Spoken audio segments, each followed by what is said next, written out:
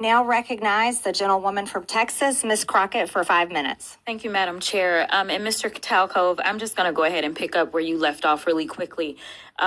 Just to be clear, the upgrades that you're talking about as it relates to our data processes, these aren't things that would be free, are they? They would cost some kind of money. Not looking for a number, but they will cost, correct?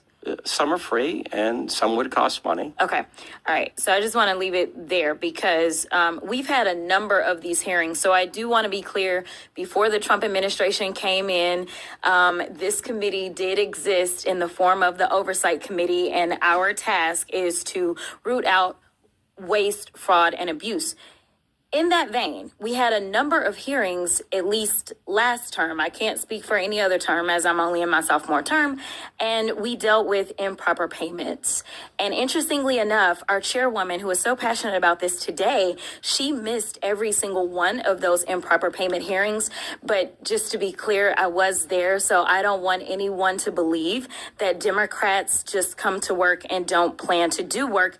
In fact, I'm trying to figure out exactly what it is that the Republicans believe our job is, because right now they have relinquished their constitutional duties over to an unelected bureaucrat, someone who no one went out to vote for. And absolutely, he is occupying the Oval Office, as we saw yesterday. And that is a first for me, to see someone occupying the Oval Office who's never actually been elected to the Oval Office and actually answering more questions than the person that allegedly got elected.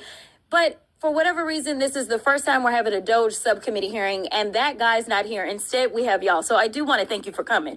But I will say this. It's also interesting to me that in the first few days of DOGE existing, we know that they are trying to get rid of the Department of Education, USAID, Consumer Financial Protection Bureau. They're laying off FAA workers. They are going after the FDA, the CDC, the HHS, the FBI agents, and they're talking about getting rid of FEMA. And they brought y'all in.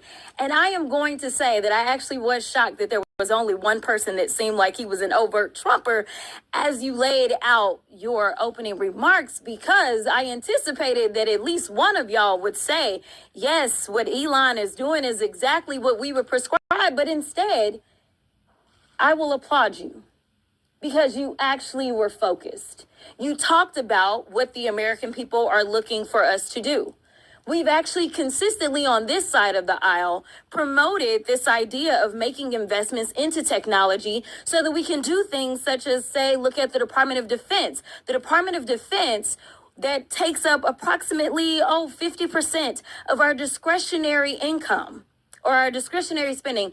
Approximately 50% goes to Department of Defense. Department of Defense has not been able to pass an audit in the last 6 audits, and we're not talking about pennies. I understand that we want everything to be perfect, and if we could get all waste, fraud, and abuse out, that would be fantastic. But let me talk about the big numbers.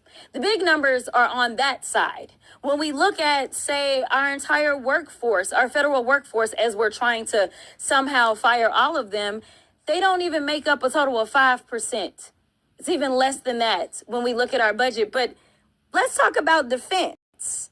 That just happens to be the same side of the ledger that Mr. Musk gets the vast majority of his money from. In fact, at the same time that they were unlawfully, and we will stay in court, because on this side, we believe in law and order. We believe in, a number of us are actually lawyers, but nevertheless, we understand the Constitution. We believe in that as well.